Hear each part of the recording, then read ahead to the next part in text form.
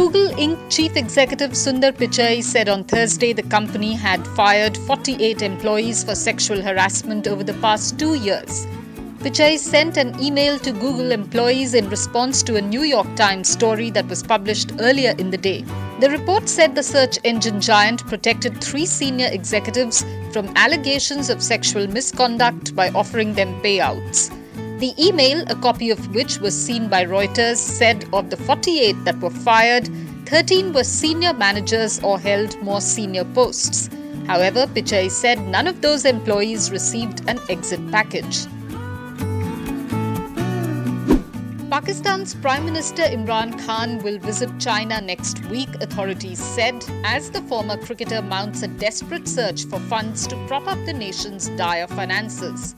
The confirmation of Khan's first visit to China as Premier comes days after Pakistan secured $6 billion in funding from Saudi Arabia to help stave off a widening balance of payment crisis.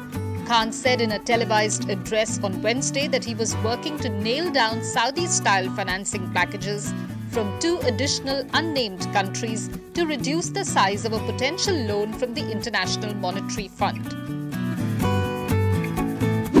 US President Donald Trump Thursday sought the development of a national spectrum strategy so as to ensure security and safety through modern technology.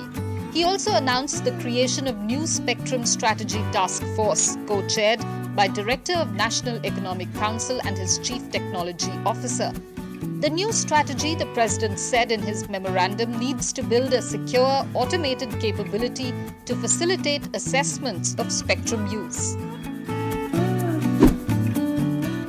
Sebi has barred Emerging India Infra and its 4 former and present directors from the securities markets for at least 6 years and directed them to refund investors' money raised through illegal collective investment schemes within 3 months. The regulator had in June 2015, through an interim order, barred the company and its directors from raising fresh capital from the public after it prima facie held that the firm was running CIS without obtaining registration from Sebi.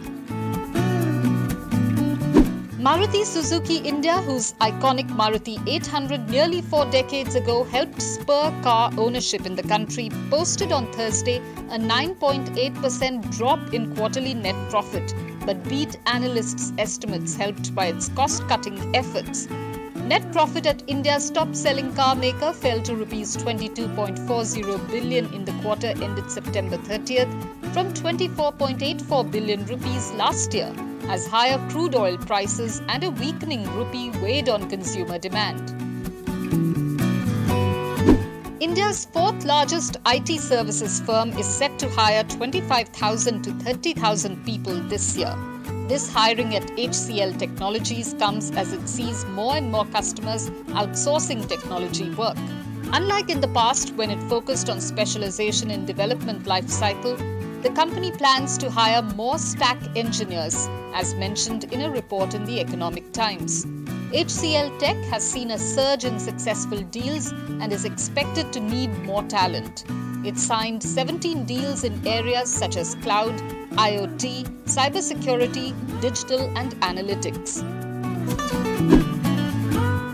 Auto industry body SIAM said on Thursday it is bound to honor the Supreme Court verdict on sales and registration of BS6 vehicles from April 1st, 2020 onwards, despite the order being a huge challenge for the industry as a whole.